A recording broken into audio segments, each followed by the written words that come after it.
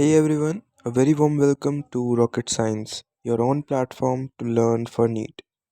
So today we are going to discuss class 11th zoology, unit है human physiology and digestion absorption previous year question plus some extra questions also. Okay, तो ये next video जो आपकी होगी वो होगी motion 1D की. Okay, 1D के प्रीवियस ईयर क्वेश्चंस हम नेक्स्ट वीडियो में डिस्कस करेंगे जो नेक्स्ट 2 to 3 days में अपलोड हो जाएगी. बाय द वे, हैप्पी छोटी Holi to everyone and stay blessed. I hope this Holi will burn all your sorrows and sadness. So now let's move forward. So our first question is सकस entericus referred to as. तो हमें बताना है कि जो सकस entericus है ये क्या होता है. तो ये है आपका नीट 2021 का क्वेश्चन और इसका आंसर होगा इंटेस्टिनल जूस. जो इंटेस्टाइनल जूस होते हैं जिसके अंदर सभी एंजाइम्स एंड जूसेस होते हैं containing bile juice and all the other enzymes, वो आपका सकस एंटेरिकस उसे बोलते हैं. ये जो क्वेश्चन है ये आपका एनसीईआरटी का ही क्वेश्चन है ना. ये वर्ड एनसीईआरटी में दे रखा है, मेंशन्ड है. So the next question is sphincter of Oddi is present at. तो हमें बताना है कि sphincter of Oddi है होता कहाँ पर है. तो जो हमारा sphincter of Oddi होता है वो होता है junction of hepatopancreatic duct and duodenum के बीच में. Fine. So let's move to the next question.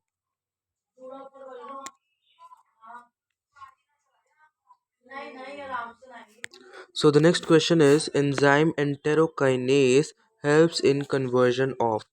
तो जो enterokinase है आपका वो हेल्प करता है ट्रिप्सिनोजन को ट्रिप्सिन में कन्वर्ट करने के अंदर. ठीक है, ये enterokinase आपका कहाँ होता है? स्मॉल इंटेस्टाइन में. ये भी एक नोटिंग वाली बात है. जो आपका enterokinase होता है वो स्मॉल इंटेस्टाइन में होता है. Intestine, oh god, what is this?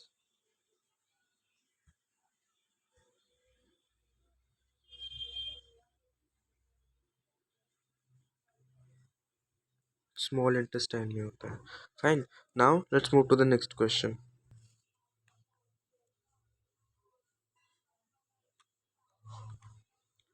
So our next question is identify the correct statement with reference to human digestive system. तो हमें ह्यूमन डाइजेस्टिव सिस्टम के रिस्पेक्ट में या उसके रेफरेंस में इनमें से करेक्ट स्टेटमेंट को आइडेंटिफाई करना है. ओके, तो पहली लाइन है serosa is the inner most layer of alimentary canal. तो यहाँ पे जो सेरोसा है ये नहीं होना चाहिए था, इसकी जगह होना चाहिए था म्यूकोसा.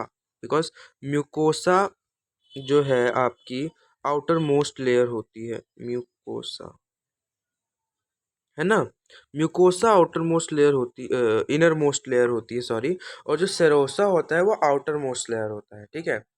अगली जो है वो है आपका ilium is the highly coiled part. Yes, ilium is a highly coiled part of small intestine. Okay, ये फैक्ट है, करेक्ट स्टेटमेंट है. स्मॉल इंटेस्टाइन वैसे लिखने की जरूरत नहीं है, आपको पता ही होगा, है ना. नेक्स्ट है vermi form appendix arises from duodenum. नहीं, डोडेनम नहीं, ये आपका निकलता है सीकम में से. सीकम में से, है ना. Ileum opens into small intestine, ये भी रॉन्ग स्टेटमेंट है. Ileum opens into large intestine. Okay, large intestine में ओपन करता है ना, स्मॉल में नहीं करता है. तो जो सही है आपका आंसर है वो है B. Now let's move to the next question. So next question के हैं हम. Yes, so the next question is proteolytic enzyme rennin is found in. तो ये ज़्यादा पुराना क्वेश्चन नहीं है, ये 2020 कोविड री नीट का क्वेश्चन है. तो जो आपका रेनिन है वो कहाँ होता है? सबसे पहले तो आपको ये पता होना चाहिए कि जो रेनिन है वो प्रोटीन डाइजेस्टिव एंजाइम है. प्रोटियोलाइटिक मतलब प्रोटीन डाइजेस्टिंग. यहाँ मैं लिख देता हूँ, प्रोटीन डाइजेस्टिंग,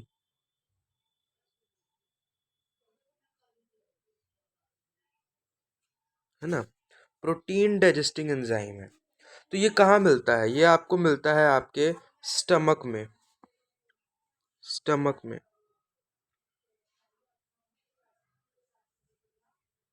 स्टमक में मिलता है। एंड स्टमक में मिलता है इसलिए क्या हुआ, गैस्ट्रिक जूस हुआ। तो ये गैस्ट्रिक जूस में हमें मिलता है rennin.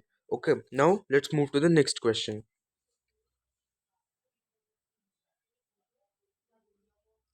So, our next question is intrinsic factor that helps in absorption of vitamin B12 is secreted by।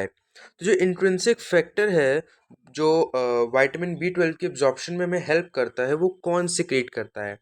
तो सबसे पहली बात ये गैस्ट्रिक जूस में होता है। फर्स्ट ऑफ ऑल ये पता होना चाहिए ये गैस्ट्रिक जूस में है। और गैस्ट्रिक जूस के अंदर हिपैटिक सेल्स नहीं होते, मतलब स्टमक से रिलेटेड नहीं है हेपैटिक सेल। और गॉबलेट सेल्स भी नहीं होते, ये डोडेनम में होते हैं। तो ऑक्जेंटिक सेल्स और चीफ सेल्स में से हो सकता है। और जो इंट्रिंसिक फैक्टर रिलीज करते हैं वो हमारे ऑक्जेंटिक सेल्स होते हैं। आप कमेंट में मुझे बताइएगा कि चीफ सेल्स क्या सिक्रेट करते हैं। Fine, now let's move to the next question.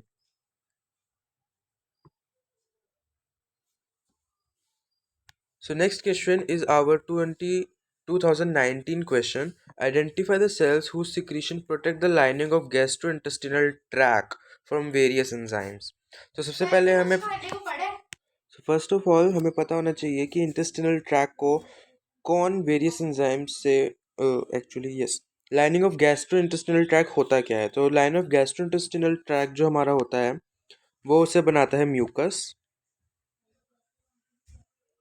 Okay, तो म्यूकस को सिक्रीट कौन करता है?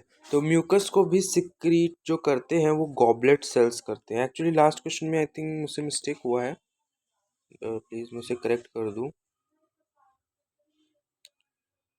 जो हमारा गॉबलेट सेल होता है वो भी स्टमक में प्रेजेंट होता है। ये गैस्ट्रिक जूस में तो है। ओके, और ये हमारे तीनों ही स्टमक में होते हैं, ठीक है, और गॉबलेट भी, ऑक्जेंटिक भी, चीफ भी। बट हिपैटिक सेल्स जो है वो नहीं होते हैं, तो ये आंसर नहीं होगा। बट आंसर इसका ऑक्जेंटिक सेल्स ही है। ये आप एक फैक्चुअल बेस्ड क्वेश्चन है वैसे भी। Now let's move to the next question. Oh, हम तो नेक्स्ट क्वेश्चन पर ही थे, सॉरी। हम उसी क्वेश्चन पे थे और इस क्वेश्चन को हम टैकल कर रहे हैं।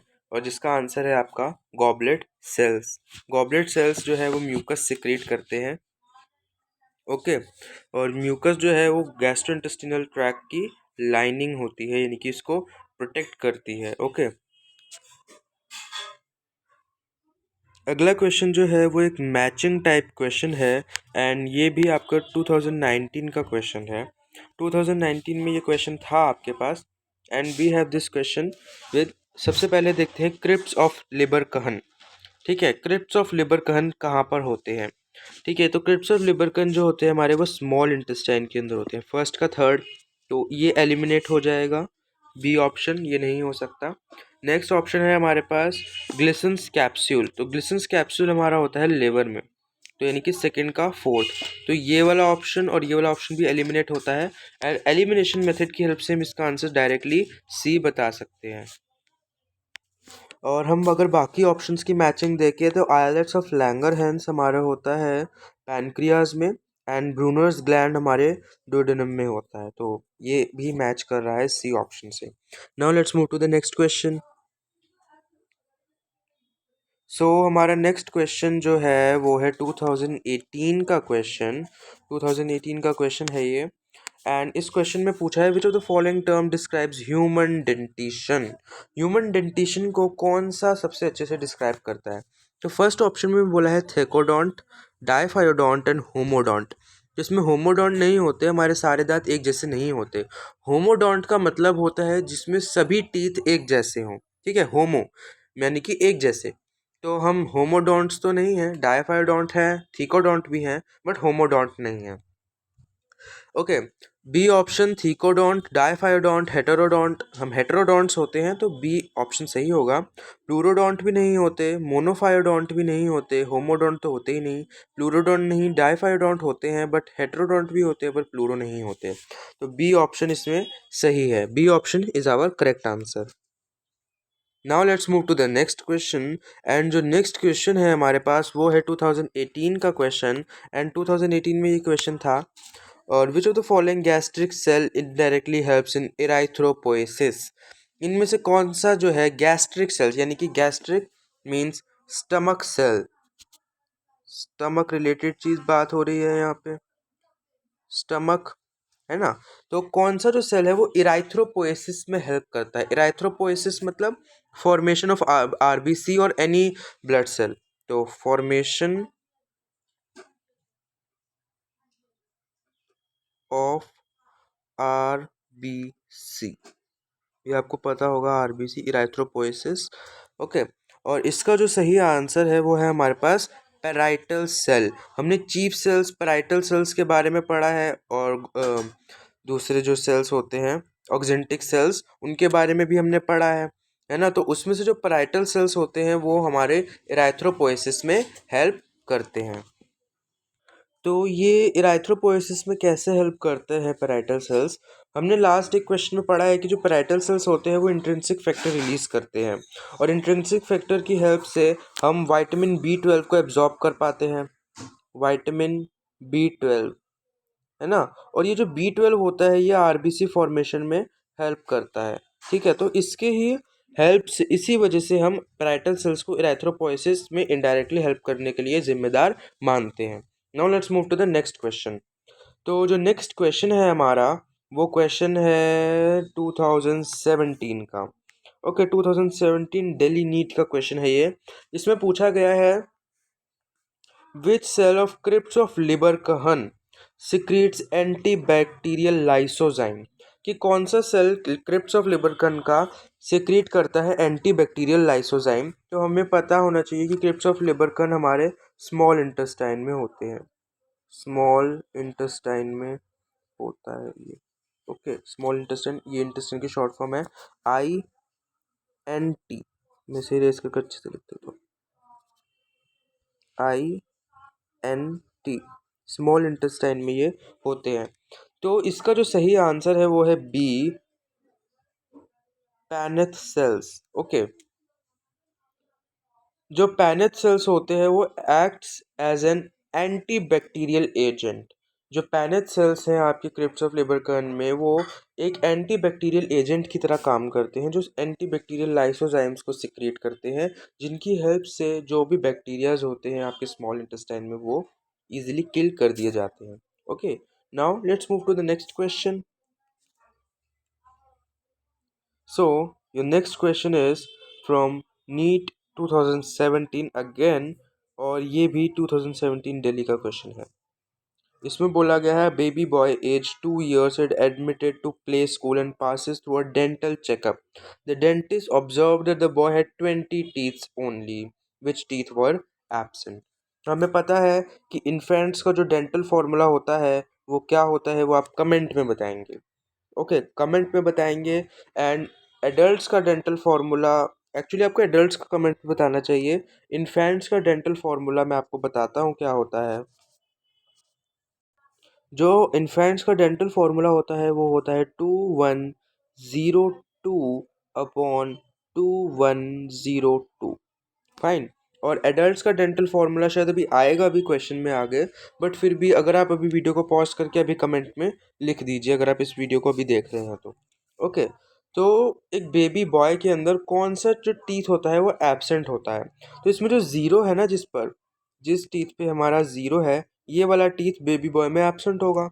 और यहाँ पे कौन सा होता है, हमने पढ़ा है ICPM, है ना, ICPM, incisors, canine, premolars and molars. तो इसमें प्रीमोलर्स जो है वो उस बेबी बॉय में एब्सेंट होंगे। सी इसका करेक्ट आंसर है।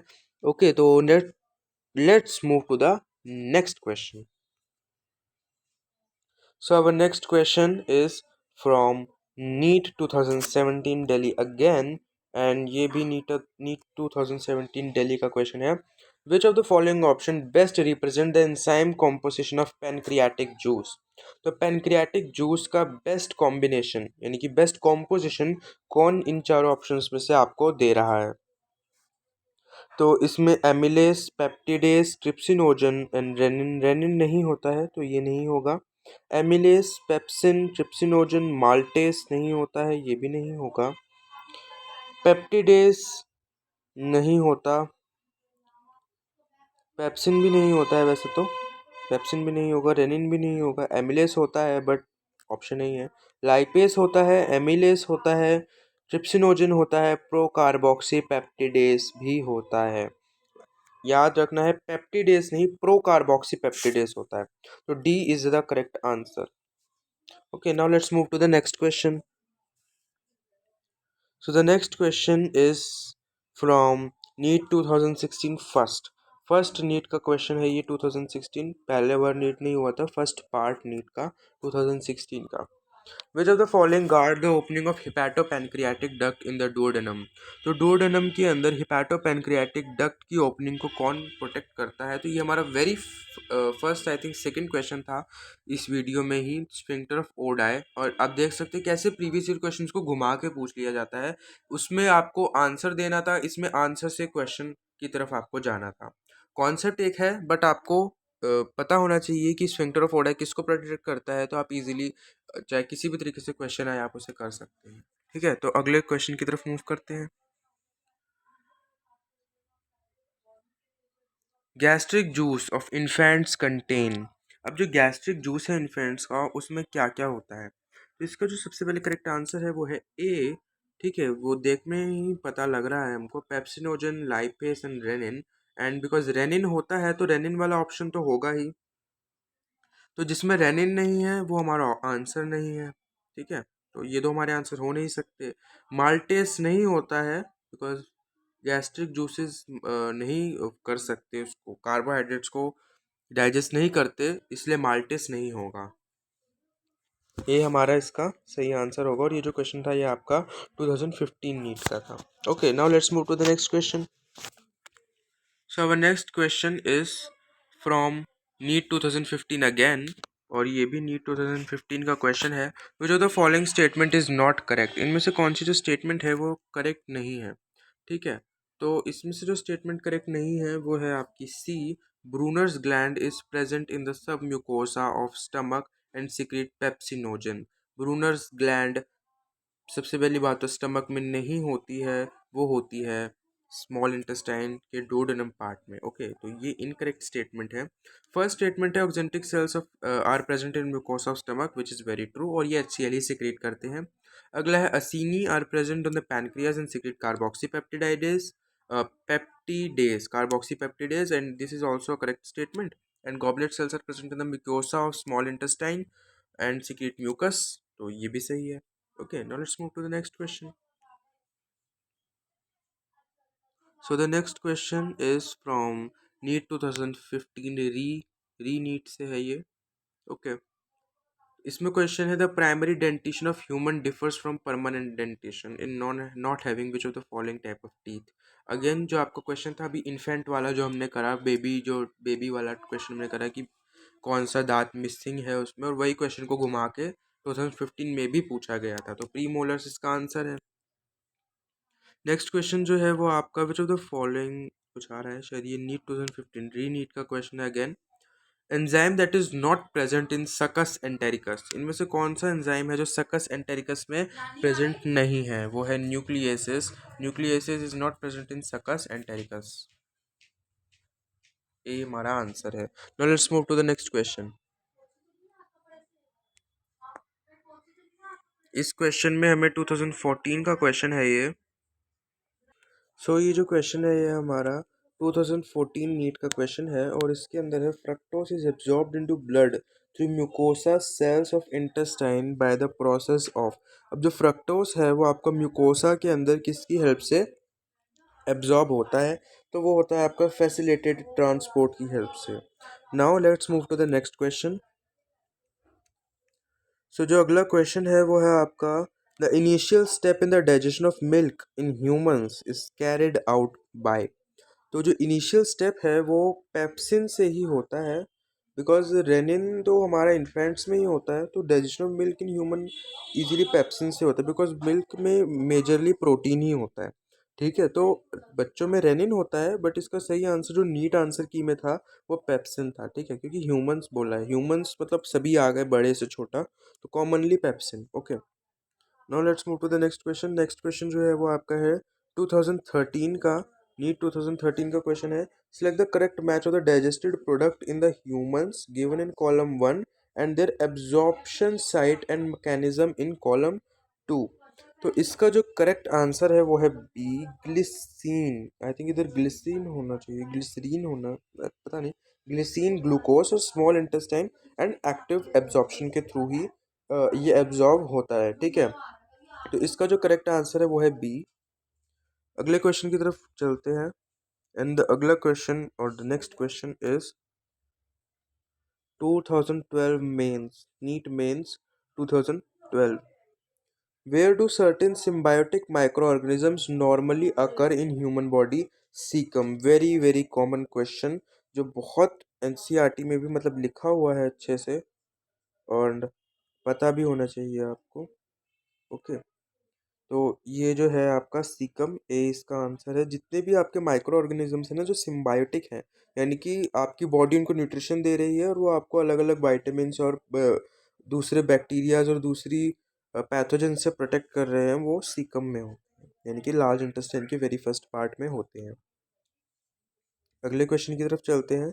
And the next question and the last question of last 10 year previous year questions of digestion and absorption, class 11, is it anxiety and eating spicy food together in an otherwise normal human may lead to। अगर आप ज़्यादा spicy food खा लेते हैं या फिर आपको किसी चीज़ की एनजाइटी है, कोई स्ट्रेस है, तो आपको इनडाइजेशन फील होता है। इनडाइजेशन मतलब कुछ ना खाते हुए भी आपको पेट भरा भरा महसूस होता है, कुछ खाने का मन नहीं करता, एंड आप कुछ अगर खा लेते हैं तो वो डाइजेस्ट नहीं होगा, वो वॉमिट हो जाएगा। तो ये बहुत कन्फ्यूजन होती है वॉमिटिंग एंड इनडाइजेशन में। तो इनडाइजेशन इसका करेक्ट आंसर है बी। एंड आप देख सकते हैं इस जो चैप्टर में से सबसे लीस्ट आने के चांसेस है वो डिसऑर्डर्स में से हैं। इसके डिसऑर्डर्स इतने इंपॉर्टेंट नहीं है जितने ब्रीदिंग एंड ब्लड वाले चैप्टर के हैं। एंड इसमें से जो डाइजेशन वाला पार्ट है और एब्जॉर्प्शन वाला पार्ट है वो काफ़ी इंपॉर्टेंट है। तो प्रीवियस ईयर क्वेश्चन से हमें ये पैटर्न पता लगता है कि कौन कौन से टॉपिक से हमें मैक्सिमम क्वेश्चंस मिल रहे हैं, ठीक है। तो प्रीवियस ईयर क्वेश्चंस यहीं ख़त्म होते हैं और इसके बाद यहाँ से मोर प्रैक्टिस के लिए एक्स्ट्रा क्वेश्चंस हैं। ये एक्चुअली पीडीएफ की लिंक मैं डिस्क्रिप्शन में दे दूंगा एंड हमारी वेबसाइट पर भी आपको मिल जाएगी, अपलोड हो जाएगी कल तक। उधर से आप आगे की प्रैक्टिस के लिए इन क्वेश्चंस को यूज़ कर सकते हैं। फाइन। एंड ये काफ़ी अच्छे क्वेश्चंस हैं आगे इसके। Here are the questions and इन क्वेश्चंस को आप प्रैक्टिस कर सकते हैं। इनके सॉल्यूशन जैसे कि मैंने फिजिक्स में भी दे दिए थे कम्युनिटी टैब के अंदर, और मैं कम्युनिटी टैब में दे दूंगा या फिर पीडीएफ के अंदर ही इंक्लूड करके आपको दे दूंगा, ठीक है। तो that's all for today and please channel को सब्सक्राइब कर दीजिए, अपने फ्रेंड्स के साथ इस वीडियो को शेयर कर दीजिए ताकि हम जल्द से जल्द काफ़ी अच्छे जो मेरे को लाइव वाला अप्रोच चाहिए था कि मैं लाइव ले सकूं, बिकॉज रिकॉर्डिंग पे क्वेश्चंस इतने अच्छे प्रैक्टिस नहीं कर सकते। लाइव पे मैं आपको पोल्स दे सकता हूं, डायरेक्ट आपसे आपके व्यूज़ ले सकता हूं, तो वो ज़्यादा हेल्प करेगा। जल्द से जल्दी सब्सक्राइब कर दीजिएगा ताकि हम उस लेवल तक पहुंच जाए कि मैं लाइव ले सकूं यूट्यूब के साथ आपकी, ठीक है। तो that's all for today, bye bye everyone, once again happy Holi, good bye. Next video आएगी काइनेमैटिक्स 1D के प्रीवियस ईयर क्वेश्चंस की। Stay tuned, happy learning.